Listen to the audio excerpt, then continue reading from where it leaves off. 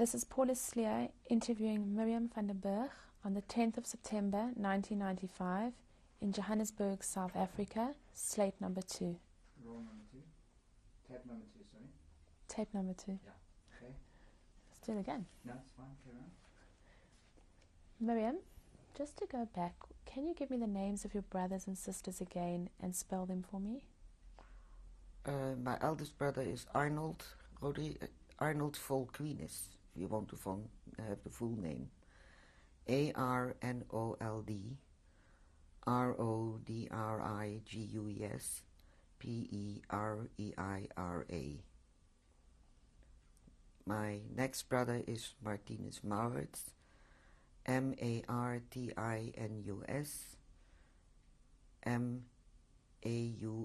Maurits Rodriguez Pereira. Do you want me to spell that again? No, that's fine. Mine you know. My sister, she married a Swiss and went to live in Switzerland. Was Caroline Zivi, Zivi, born Rodriguez Pereira. My youngest sister is Frida Kramer, Kramer. And as far as she is in America. And as far as you remember, all your brothers and sisters were with you when you boarded the boat for Buenos Aires. Yes. You mentioned the name of the boat. How do you spell it? Montgorbea.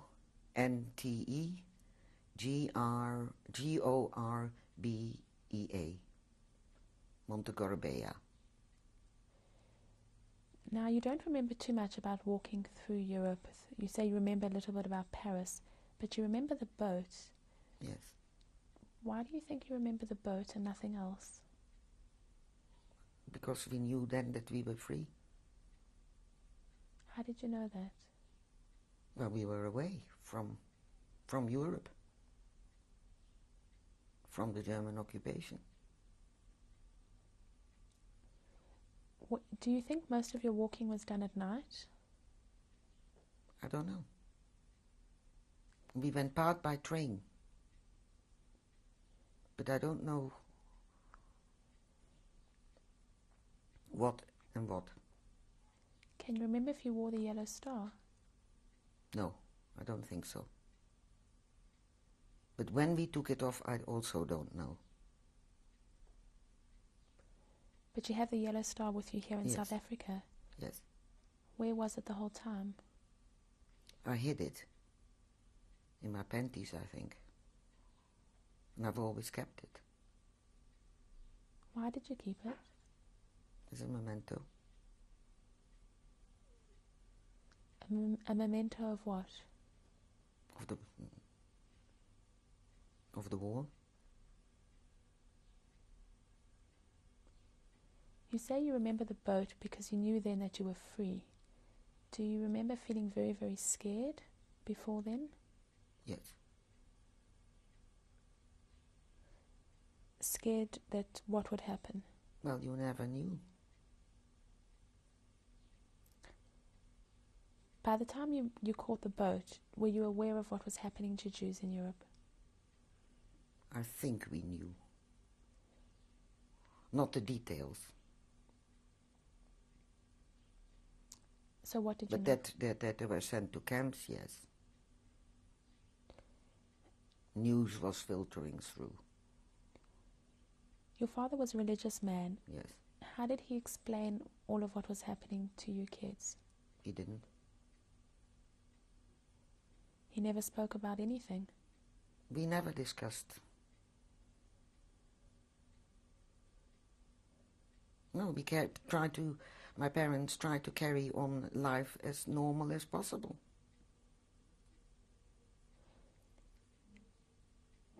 You remember catching the boat. You don't remember how long you spent on it. I think about 2 weeks, at least 2 weeks. Why do you say that? I think.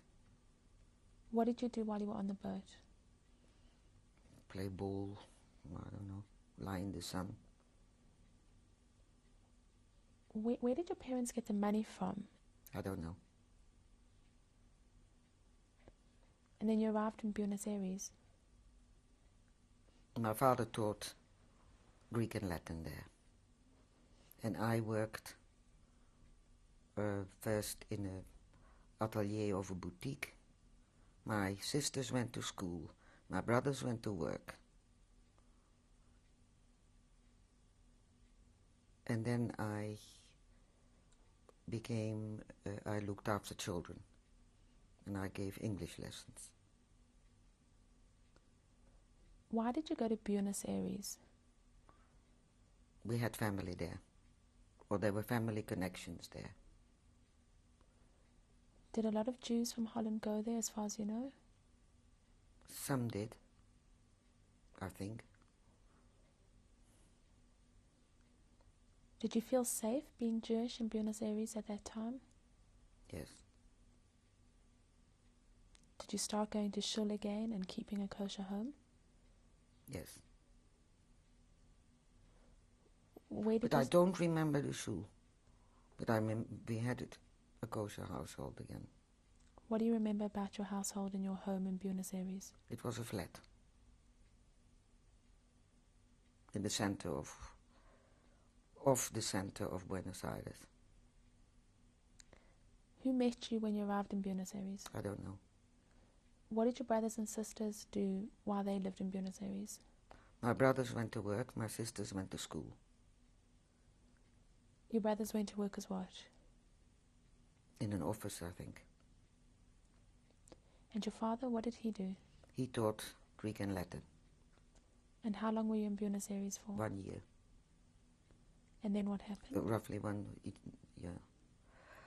The Dutch government in London, the Dutch royal family and the government escaped in the last days of the May War.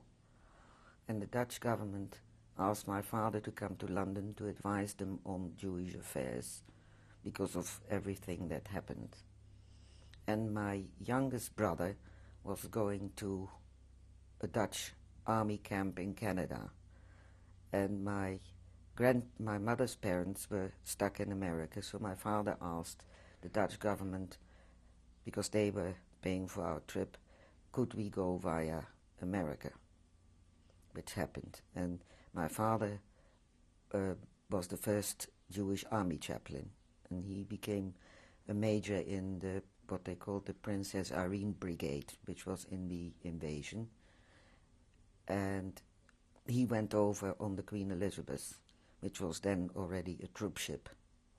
And we had to wait till there was transport, because it was in the middle of the war. We went later to England. So when did you leave Buenos Aires? I don't quite know anymore. Was the war still on? Yes, oh yes. No, because when we got to England, I worked for the Dutch, at the Dutch consulate. And I joined, but later, first it was the Red Cross, and it became later the Netherlands Women's Auxiliary Corps. And I went over to the continent with about 150 girls to Belgium in October 1944. When you first arrived in England, where did you stay? In prison. In prison? Yes. What kind of prison was it? A woman's prison. Why did you... When we arrived in England, we arrived at Avonmouth, which is the harbour at Bristol. Can you spell that for me? Avonmouth, Avonmouth. That's outside Bristol, in England. And because we had come from occupied Europe, and the British, everybody who came from occupied Europe was put inside and interrogated. The same thing happened to my father, but of course he wasn't allowed to let us know. And we were in prison for, I think, about 2.5 weeks. What was the name of the prison? Can't remember. It was in London.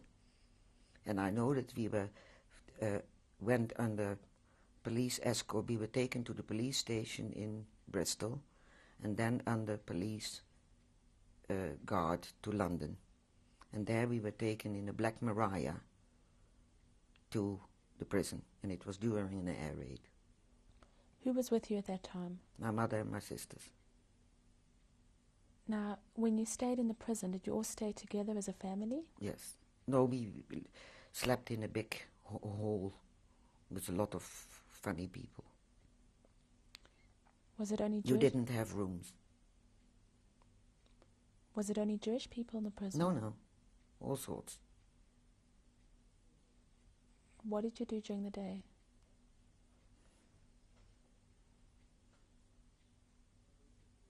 Were you scared? No, not really. And I know I was interrogated, but not my sisters. And they asked all sorts of questions about being in Holland. What kind of questions did they ask? About military things, could you remember? I really don't remember. How long was the interrogation? I also don't remember. And they kept you there for? I think it was 2.5 weeks, maybe 3 weeks. And then what happened afterwards? Then we were dropped in the middle of London, and my father was there and met us. He was informed. So the whole family was together except for your brothers? Yes, my brother stayed in South America. Why didn't your brother... Oh no, my one brother went into the Dutch army. And he was also in the invasion. And after the war he went back to South America. So how did he join the Dutch army? That was voluntary.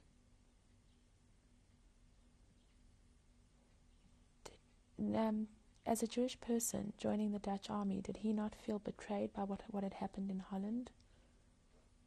No. Was it important to you that you were Dutch, or was your Jewish identity more important? No, in Holland I think it's very different. You are Jewish by religion, and for the rest you are Dutch. My ancestors have been in Holland. They came from Spain originally in 1492. In 1492 Portugal, and in 1494 to Holland. They've since then been in Holland. The Ashkenazi Jews in general also have been there for generations. So we have always felt ourselves as very Dutch. And Jewish is a religion like any other religion. And your other brother stayed in Buenos Aires? Yes. Why didn't he go with you and your mother and sisters? He, I don't know the correct word. The army didn't take him. I think something medical, I don't know. I don't know what I don't think you can call it rejected him. That's not the correct word. But why didn't he go with you and your mother and sisters? He wanted to stay in South America. So after the interrogation was finished, you then went to work? Yes. How did you find work?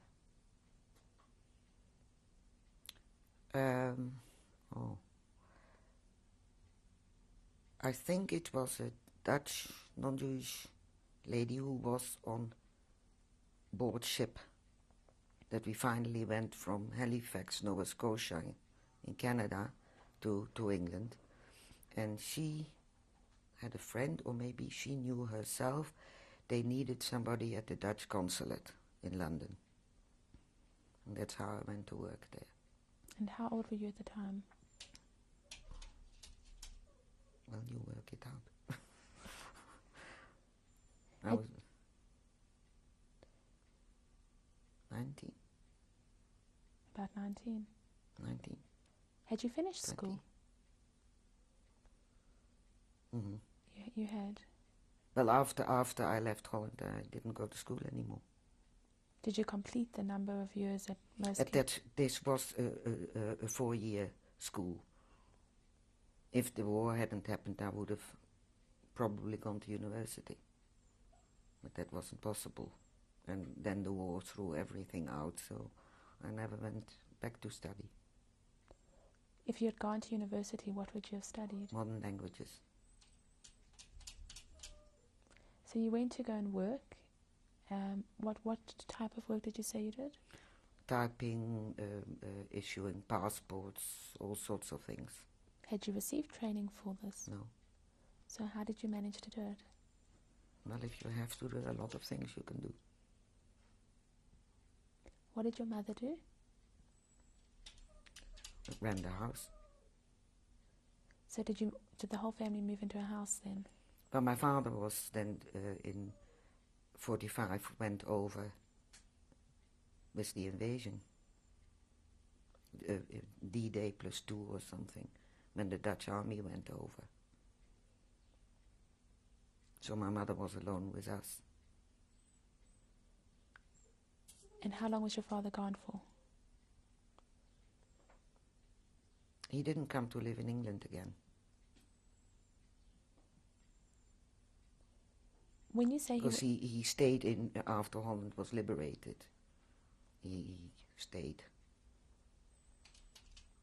in Holland. He lived in Holland again then. Why did your father go over with the army? Because he was the army chaplain, Jewish army chaplain. Because quite a lot, they had quite a lot of Jewish soldiers from all over the world who joined up.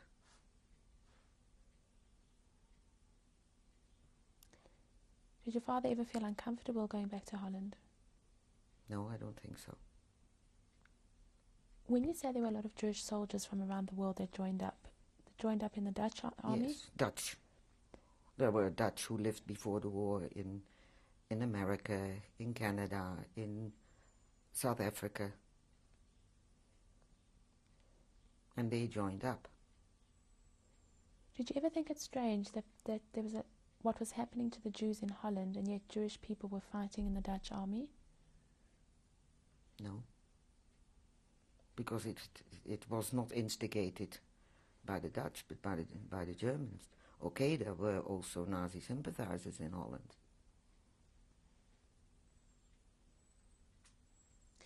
Did you maintain contact with a lot of your non-Jewish friends during the war? No, that wasn't possible. There was very little contact with the outside world. And your family? Were you aware of what was happening to your family? No. No. What happened to your grandparents? My mother's parents? Well, they got stuck in America. And your father's parents died before the war? They died long before. I think my grandfather died before I was born, and my grandmother maybe before I was born or when I was a tiny baby. What did your sisters do while you were living in London? Also worked in offices. I know my sister worked for the Dutch Marine office. What did she do there? Also secretarial work. Did you continue to follow the war in Holland? Oh, yes. Well, I went over to Belgium in October 44, when the south of Holland became liberated. Because we worked mainly to bring help to the civilian population. We weren't an army as such. But because of the funny liberation of Holland, they wanted us before the end of the war. And we brought supplies, and we did Red Cross work also for the liberated part of Holland. So whereabout in Holland were you? I was first stationed in Brussels.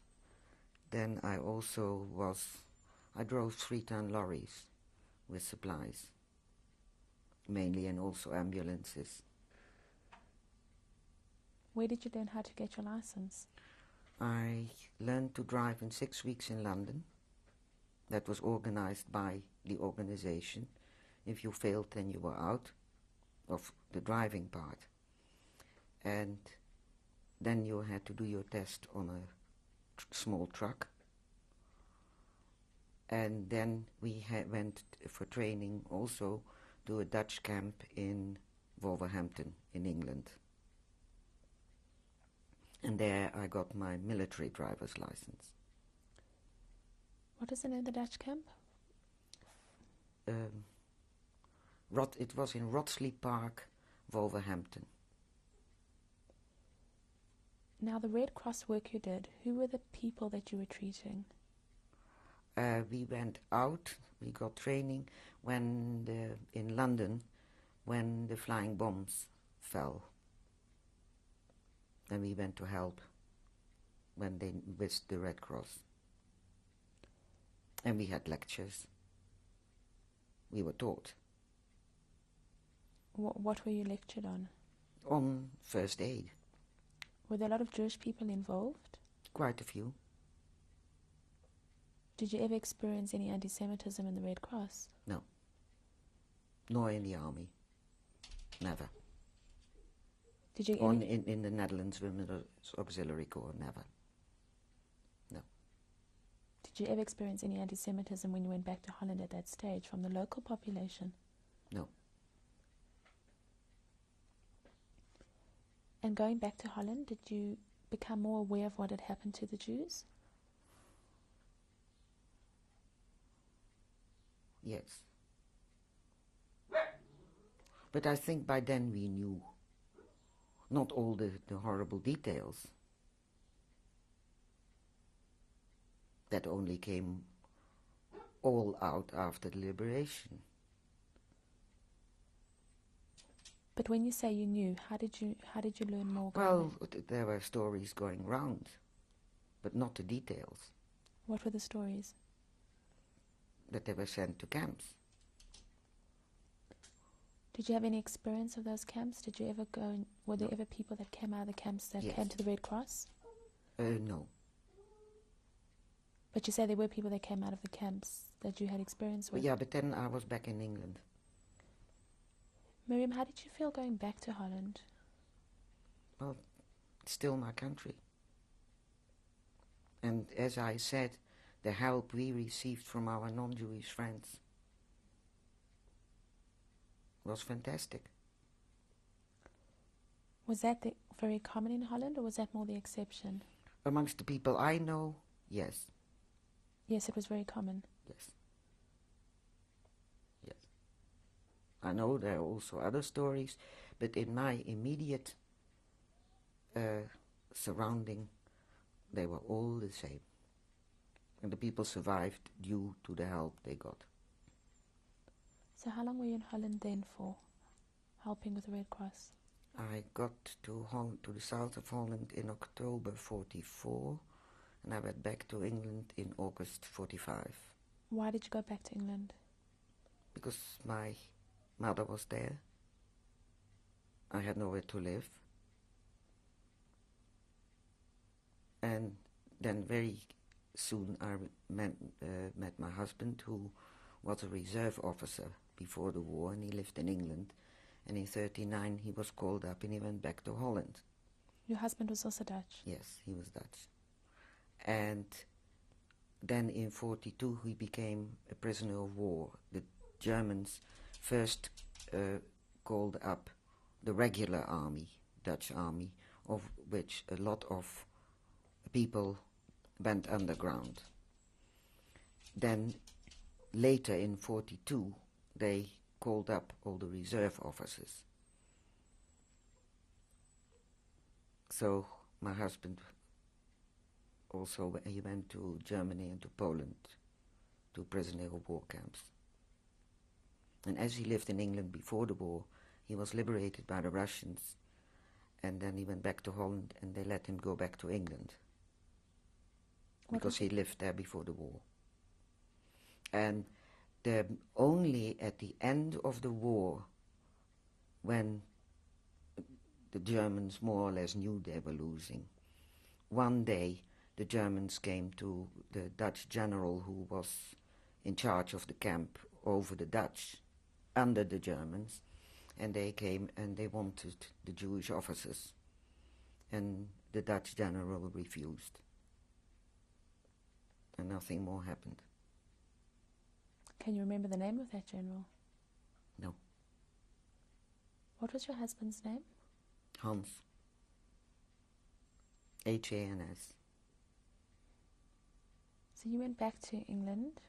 Then we married in London, and we lived in England till we came out to Rhodesia in 1948. What work did you do in London when you went back?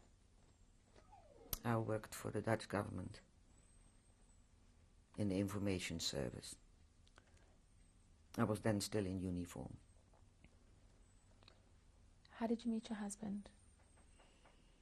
On VJ Day. His sisters and my sisters were slightly friendly. And that's how I met him. And it was a very short courtship. And you married him in London? Yes. And from London you went? To Rotherham in Yorkshire, where the family had a carpet factory. Whose family? My husband's family, before the war. And we lived there till we came out to Rhodesia. What happened to your mother and your sisters? They went back to Holland. And your father did as well? Yes. Where did they go in Holland? Back to the old house in Hilversum. They weren't scared of anti-Semitism or anything? No. No. And the house was still there when they got back? Yes.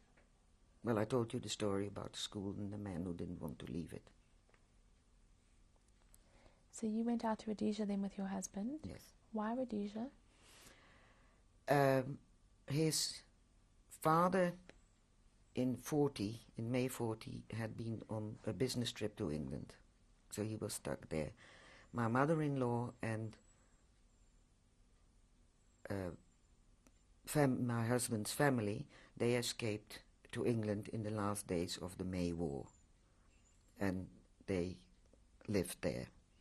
And my mother-in-law in particular was very scared of the Russians after the war.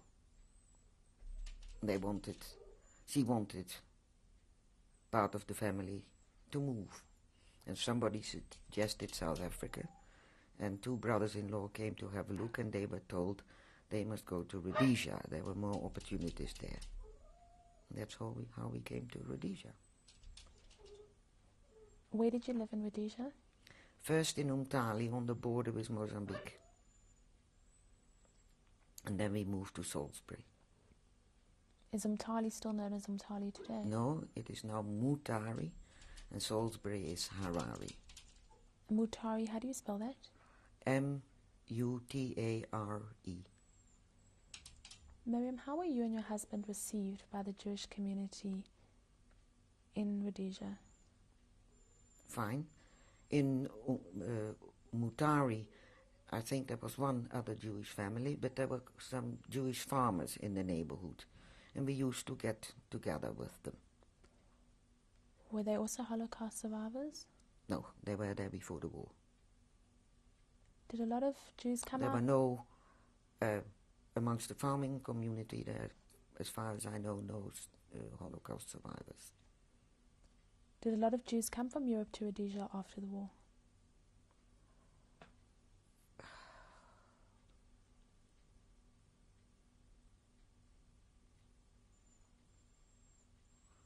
Some. I don't think all that many. And the Jews who were living in Zimbabwe, Rhodesia, had they heard about what had happened to the Jews in Europe? When we first came, we were rather shocked how little they knew. Did they believe you? Oh yes. I mean, those are not things that you lie about.